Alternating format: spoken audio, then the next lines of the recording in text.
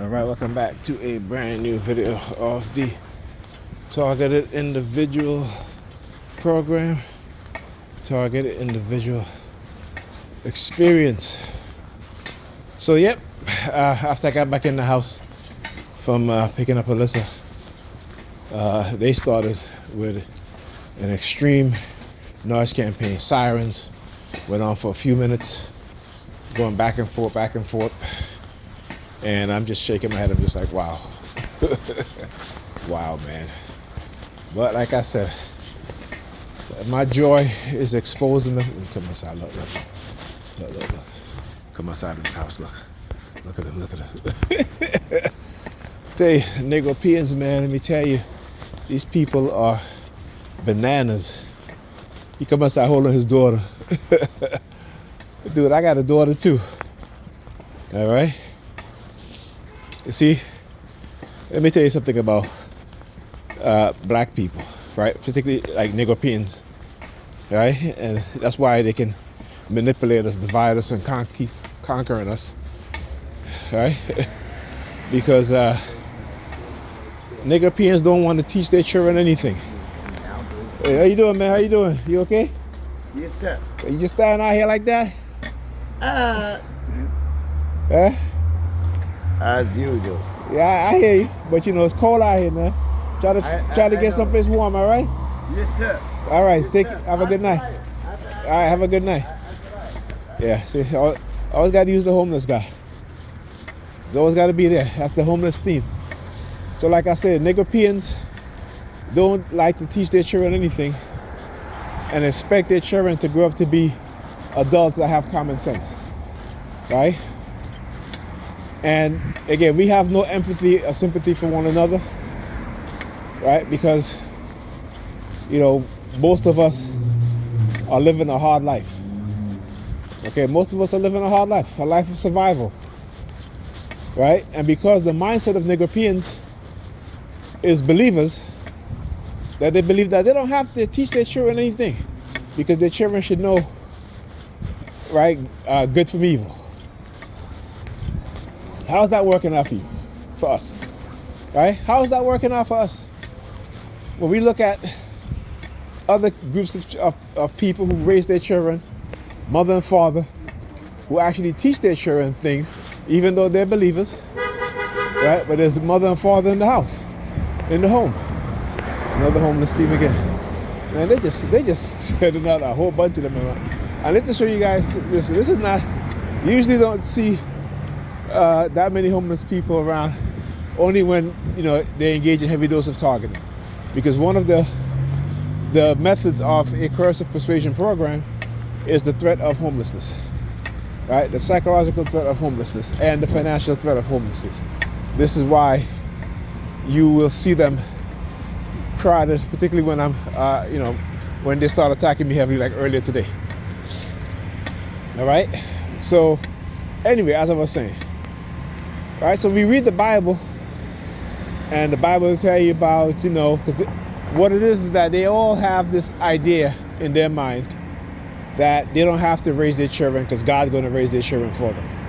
No, society's going to raise your children for you.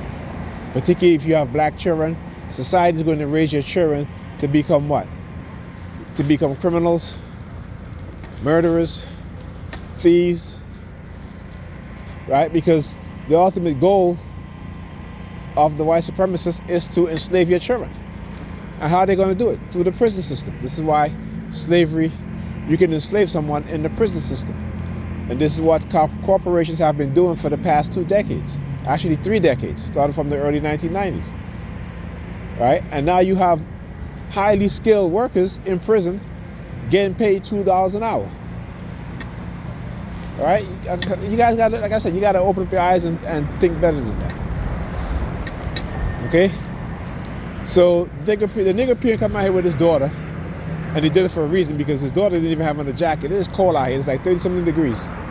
And it is cold out here. And one thing they try to do, again, is to put black men against black women. Right? And you got those religious Negropeans, because, you know, they be having church in that house or whatever. But that's what they do. They turn the house into a church because, you know, they're conditioned with the worshiping of white people's religion.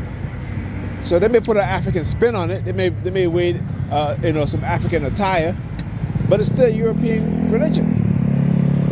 Okay, you might have a little rhythm dick. White people got rhythm and soul, but it's still white people religion.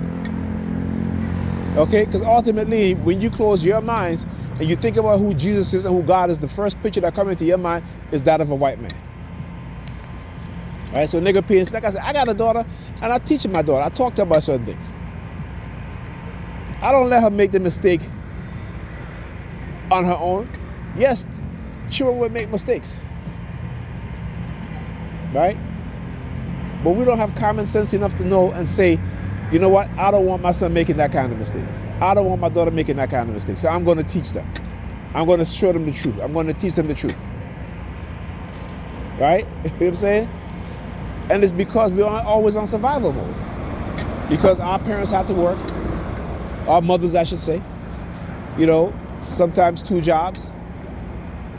Right? So you're being raised by television or your friends. You know what I'm saying? You know.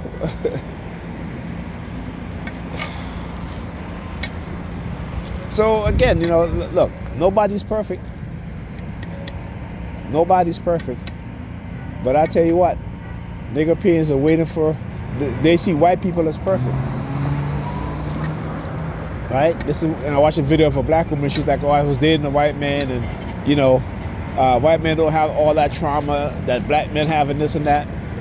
But I'm like, okay, you dated white men and they never married you. You know? You know what I'm saying? They never put a ring on their finger. They never claim you. They dated you. That's all you say is that you've dated. You've dated, you dated. No white man that you've dated ever claimed you. Ever put a ring on your finger. Right? All of a sudden, now she's back to dating black. She want to date black men. You know, but I figure she's a troll. You know, one thing you have to understand is how they have empowered some of our women to engage in trying to devalue black men, right? So I'm like, listen, you know, we all grew up with trauma. That's what I say. Within the black community, we are constantly under social conditioning, right? And that is a trauma fear-based programming. So we have yet to really understand that. We have yet to really see what's going on. I mean, like I said, I take my own experience, right? But not only do I use my own experience, but I understand because, again, I do the research. So I know the outcomes. I know what happened, what they did, right? How they, you know, don't put the resources into the community which we live in. Okay? How we have to depend on the very same people who was hell-bent on destroying us for food, for medicine, for education, right? For finance. Okay, and you know, you gotta, like I always say, you know, we until we have institutions of higher learning, until we own hospitals, right? And those hospitals can serve everybody. Okay? But there'll be hospitals where black doctors don't have to deal with racism. There are hospitals where black pregnant women can come in and deliver their babies safely, where both the mother and the child walk out the hospital alive and well-doing. That's why it's important, right? That we have grocery stores, so we can have healthy food in our community.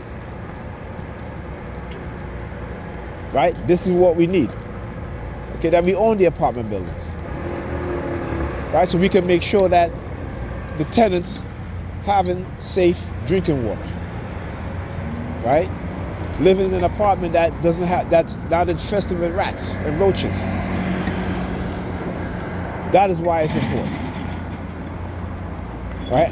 And the people, our black wealthy people, do not have a conscious mind when it comes to being socially responsible to the people in their group. And again, it is not their fault.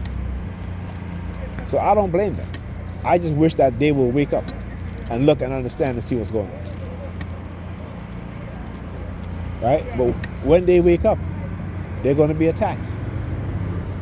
The white supremacists will never let a black man or a black woman of wealth use their wealth to benefit their people. They'll never allow it. They will never allow it. You have to. They want us to continuously to look at them as they're our saviors, right? And they're not our saviors. I understand that. They are not our saviors. They are the cause of our problems. They are the cause of our issues. They are the cause of our bad health. They're the cause of our bad physical health and mental health. They're the cause of our miseducation, right? They're the cause of our illnesses, our sicknesses. They're the cause of our poverty, not each other. So if you're a black person, don't you dare look at another black person and put them down because they don't have what you have, okay? You're just fortunate, but you're fortunate because of your ignorance, because you will never, ever take a stand against this white supremacist system because you know you're losing. You know you're losing. You know that, right? But you don't have the balls nor the courage, right? You don't have the, I should say the balls, but you don't have the courage to speak out. You don't. You at your job, you know, you don't speak out. And then, you know, like this dude, what's this, mediocre tutorial on reviews. You know, this guy provides great content. But it irks me when he talks about people having the victim mentality. And like there's no racism. Like, you know, I was watching these 3 women today, two black women. You know, of course they're fat. You know what I'm saying? And she's talking to this white dude, and she's like, when the so-called founding fathers wrote the Constitution, they did not have black people in mind. They wasn't talking about black people when they said all men are created equal. And the white dude was like, what you talking about? But again, it's the ignorance of white people, because they don't understand their own history. White Americans, I should say. But the white supremacists, those in power, they do. They understand. They say that when they created the Constitution, they didn't have black people in mind. So it wasn't meant for black people. Okay? We have the 14th Amendment, and that's it. All right, talk to you guys.